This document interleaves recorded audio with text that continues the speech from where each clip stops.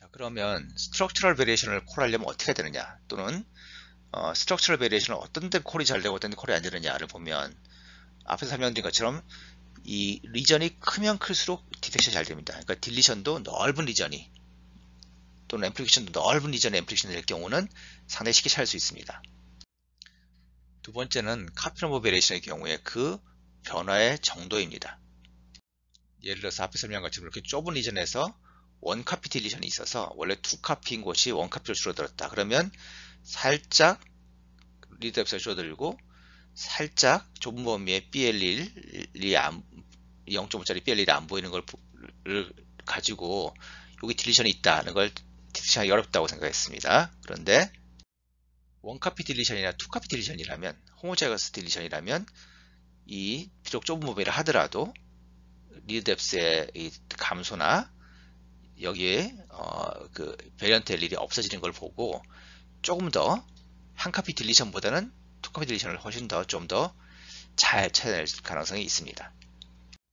카피 넘버 게인도 마찬가지입니다.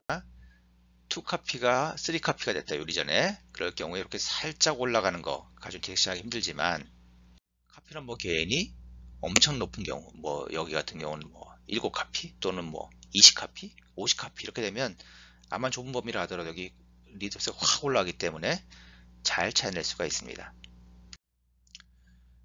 소마틱 베리에이션이 있는 경우는 그 소마틱 베리에이션을 가진 셀이 얼마나 있느냐, 이 비율도 중요합니다.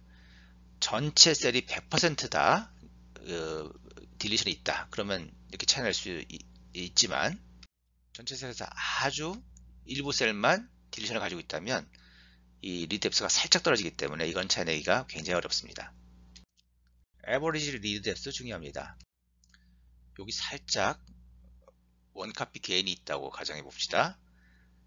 에버리지 리드 뎁스가 20이에요. 그래서 20 플러스 마이너스 5인 리전과 여기 살짝 올라가서 30 플러스 마이너스 5인 지역을 아주 좁은 범위 내에서 찾아낼 수 있을까? 쉽지 않겠죠? 하지만 전체적으로 리드 뎁스가 올라가서 100 플러스 마이너스 10 그리고 150 플러스 마이너스 10이라면 좀 더 차이내기 쉬울 수 있습니다. 그러니까 전반적인 리드 뎁스가 올라가면 올라갈수록 이 차이가 더 벌어지기 때문에 리드 뎁스 차이를 차이내기가 더 쉬울 수 있습니다. 제가 리드 뎁스 설명할 때 좀 설명하진 않았었는데, 리드 뎁스와 비슷한 개념 중에 피지컬 뎁스라는 개념이 있습니다. 그리고 이 피지컬 뎁스가 역시 높을수록 SV 차이내기에 유리합니다. 이 두 그림을 비교해 보겠습니다. 이 두 그림은 이제 라이브러리를 만들 때 프래그먼트 사이즈를 다르게 만들었다고 가정하는 겁니다. 예를 들어서 이 위에는 프래그먼트 사이즈를 300으로 해서 첫 번째 리드가 100, 가운데 인터벌이 대략 100, 그리고 두 번째 리드가 100 이렇게 만들어서 얼라인한 경우를 나타내고요.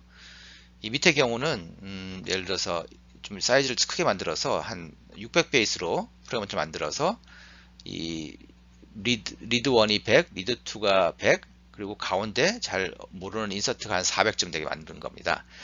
자, 이 경우에 지금 여기 보시면 리드 랭스 양쪽 똑같고요. 그 다음에 지금 리드도 제가 똑같이 9개 페어를 그려놨는데요. 토탈 스루풋을 생각해보면 여기에 총 100베이스씩 18개의 리드를 읽었기 때문에 1800베이스가 1800베이스가 여기 토탈 스루풋이라는 거고요. 여기도 1800베이스가 토탈 스루풋입니다. 그러니까 토탈 스루풋이 똑같고, 토탈 스루풋을 레퍼런스 리드로 나누면 이게 에버리지 리드 뎁스 나오니까 양쪽의 에버리지 리드 뎁스는 똑같은 거죠. 그래서 시퀀싱한 리드 뎁스는 똑같습니다. 에버리지 리드 뎁스는 양 똑같은 거죠. 피지컬 뎁스는 시퀀싱은 안 됐지만 가운데 인터벌까지 포함해서 커버리 생각하는 겁니다. 가운데 인터벌까지 생각하면 이건 한 리드가, 한 페어가 300이고요. 300 곱하기 9가 되는 거고, 이거는 하나가 600이죠. 그래서 이 위에 그림과 밑에 그림을 비교하면 에버리지 리드 뎁스는 양쪽이 똑같지만 피지컬 뎁스는 밑에 게 위에 거보다 2배나 높습니다. 피지컬 뎁스란 말이 왜 붙었는지 잘 모르겠지만 아마 이렇게 생각할 수 있을 것 같습니다. 제가 실제 시퀀싱을 한 부분은 이 빨간색과 파란색으로 표시된 부분이지만, 이 라이브를 만들기 위해서 실제 DNA를 만들었던 부분은 이 전체가 다 포함되는 거죠. 그러니까 실제 DNA, 내가 만들었던 DNA 라이브러리가 다 커버했던 지역을 다 생각하면 이게 훨씬 더 높은 거죠. 근데 이 피지컬 뎁스가 높다는 게 무슨 의미가 있을까요? 결국 가운데 시퀀싱이 안 된 부분일 뿐인데, 근데도 놀랍게도 피지컬 뎁스가 높을수록 좀 더 많은 정보를 줄 수 있습니다. 그러니까 제가 이 가운데 부분이 뭔지 모르지만 이 가운데 이만큼이 비어 있다 하는 것들 중 정보를 주는 거라서 그게 길면 길수록 더 많은 정보를 줍니다. 예를 들어서 설명드리겠습니다. 앞에서 제가 이 텐덤 두플리케이션을 디텍션하기 위해서 실제 시퀀싱을 안만 많이 해봐도 디스코던트 리드 페어를 볼 수 있는 건 요 브레이크 포인트에 걸쳐 있는 요 세 개 리드만 가능하다고 설명드린 바 있습니다. 자, 그런데 리드 랭스도 똑같고 토탈 스루프도 똑같지만 다만 피지컬 뎁스만 크게, 즉 인터벌만 더 키워가지고 똑같은 숫자의 리드 페어를 만들어 봤습니다. 이번에는 이 브레이크 포인트를 포함하는, 즉 디스코던트 리드 페어를 만들어낼 수 있는 리드의 수가 아까보다 늘었죠. 이처럼 피지컬 뎁스가 크면 클수록, 즉 두 리드 사이의 거리가 길면 길수록 리드 페어가 어떤 포인트를 끼고 양쪽에 나누어져서 위치해서 리드 페어가 어떤 정보를 줄 가능성이 높아지기 때문에 더 많은 정보량을 제공할 수 있습니다. 그러면 뭐 리드를 그냥 굉장히 길게 하면 되겠네요. 뭐 그냥 아예만 리드 자체를 뭐 몇백을 할 게 아니라 한 뭐 몇십 KB 하면 어떨까요? 이 피지컬 뎁스를 높이는 데는 굉장히 유리합니다. 그런데 이제 몇 가지 또 문제가 있습니다. 제가 아직 설명 안 했고 다음 시간에 설명할 거지만 혹시 아시는 분은 아시겠는데, 일루미나이 같은 경우는 이 브릿지 앰플리피케이션 방식으로 시퀀싱이 이루어지기 때문에 리드 1과 리드 2의 거리가 너무 벌어지면 앰플리피케이션이 잘 안됩니다. 그래서 이 길이를 너무 키울 수는 없는, 기껏해야 1KB 정도로 밖에 못하는 그런 한계가 있습니다. 그래서 그 한계를 극복하기 위해서 정말 피지컬 뎁스를 높이고 싶으면 메이트 페어 시퀀싱을 할 수 있으니까 싱글 엔드 페어 엔드가 아닌 메이트 페어라는 또 다른 방식의 시퀀싱이 있는데요. 이제 이걸 어떻게 하냐면 일단 프레임 자체는 굉장히 길게 만들고요. 뭐 수십 KB까지 만들 수 있습니다. 그 다음에 이거를 어댑터를 가운데 놓고 서큘라이전 시키고요. 그런 다음에 서큘레이션 시킨 다음에 요 가운데 노란 부분, 그러니까 어댑터를 뺀 다른 부분은 다 버리고 잘라서 이 어댑터를 끼고 있는 프래그먼트 양쪽에다 다시 이 라이브러리 만들 때처럼 어댑터를 붙여줍니다. 그래서 이쪽에서 페어엔드 시퀀싱을 합니다. 그렇게 해주면 어떤 일이 생기냐 하면 여기와 여기가 시퀀싱이 됐는데, 즉 여기와 여기가 시퀀싱이 된 거죠. 이거는 원래 어디서 온 거죠? 여기와 여기가 시퀀싱이 된 거죠. 그러니까 굉장히 긴 프래그먼트에 양쪽 끝을 시퀀싱 할 수 있어서 피지컬 뎁스를 굉장히 많이 올릴 수가 있습니다. 그럼 메이트 페어 굉장히 좋네. 그럼 뭐 다 그럼 나 앞으로 메이트 페어만 해야 되겠다 이렇게 생각하실 수 있는데, 이것도 좀 단점이 있어요. 일단 이 프레임 자체가 좀 복잡하기도 하고요. 이 피지컬 뎁스가 높은 거의 단점이긴 한데, 그러니까 가운데 버려지는 부분, 그러니까 제가 프래그먼트는 이만큼 만들고 요 가운데를 다 버리지 않습니까? 이제 그렇기 때문에 디레이가 많이 필요하다는 단점이 있어요. 그러니까 예를 들어 제가 300짜리 프래그먼트를 만들어서 가운데 100은 버리고 양쪽 100 해서 200을 잃는다. 그럴 경우에 제가 그렇게 해서 총 뭐 1억 리드를 읽기 위해서 필요한 DNA 양, 그 다음에 이걸 총 10KB를 만든 다음에 여기 100베이스 쓰고 여기 100베이스 쓰고 이 가운데 9.8kb를 버리는, 그리고 요 100백만 쓰겠다고 해서 요 100백을 총 1억 개를 만들 때 필요한 양, DNA가 훨씬 많이 필요하겠죠. 메이트 페어를 만들려면 DNA를 엄청 많이 써야 되는, 그래서 샘플에 양이 무지무지 많이 필요하다는 단점이 있고요. 또 이렇게 프랩을 하기 좀 복잡하다는 그런 또 단점이 있어서 많이 활용되지는 않습니다. 리드 랭스도 중요합니다. 지금까지는 주로 제가 일루미나를 예를 들었는데, 일루미나는 뭐 어쨌든 리드 랭스가 짧습니다. 요즘 좀 길어져서 뭐 한 200 넘게도 읽는다고 하지만 보통 100에서 150 베이스를 읽거든요. 이런 숏 리드들을 가지고 하다 보니까 뭐 여러 가지 단점이 있고, 그래서 이제 앞에처럼 뭐 인터벌을 늘리기 위해서 메이트 페어를 해야 되고 뭐 이런 그런 실험들을 해야 되는데, 사실 이 리드랭스를 키울 수 있다면, 리드랭스 자체가 뭐 5kb 베이스, 10kb 베이스 이렇게 굉장히 길다면 그냥 그 5kb 베이스, 10kb를 쭉 읽다 보면 그 안에 딜리션이 있는지, 그 안에 텐덤 듀플리케이션이 있는지, 카피가 몇 카피 반복되는지 다 나오겠죠. 그래서 리드랭스가 굉장히 길면 길수록 이 스트럭처럴 베리에이션을 찾아내는 데는 훨씬 유리할 수 있습니다. 마지막으로 여러분들이 분석하고자 하는 그 샘플과 잘 매치되는 컨트롤 샘플이 준비되어 있으면 있을수록 유리합니다. 예를 들어서 이제 우리가 보통 뭐 리드뎁스를 많이 보는데요.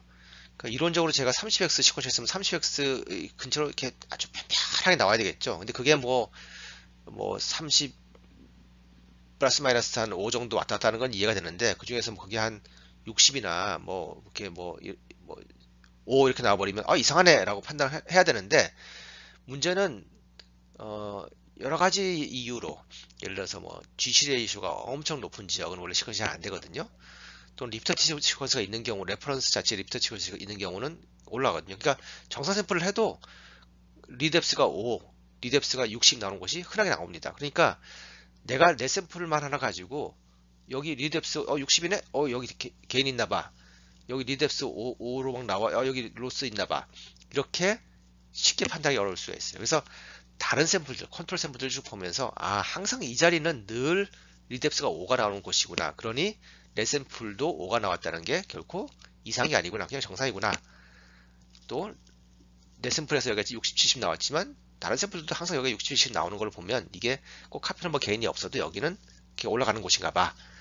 이런 거. 그 다음에 뭐 아까 얘기한 인버전이니 뭐 이런 텐덤 디플레이션 같이 보이는 그런 이상한 디스콘드 리드 페어도 원래 정상적인 샘플에서도 맨날 잘 보이는 자리들이 있을 수 있어요. 이제 그러면 그거는 노이즈고요. 정상 샘플에서는 잘 안 보이는데 내 샘플에서만 보이면 그건 내 샘플에서 가지고 있는 유니크한 스트럭처레이션이 되겠죠. 그래서 그냥 내 샘플만 가지고 하는 것보다 정상이라고 생각되는 그런 컨트롤 샘플들이 하나가 아니라 많이 있으면 있을수록 유리하고요. 특히 이제 소매틱 같은 경우는 예를 들어 캔서 셀을 보고 싶을 때는 그 캔서 셀 샘플을 제공한 그 동일인의 노멀 셀 같은 그런 매치드 컨트롤 샘플이 있어야 훨씬 더 정확하게 스트럭처 베리에이션을 찾아낼 수가 있습니다.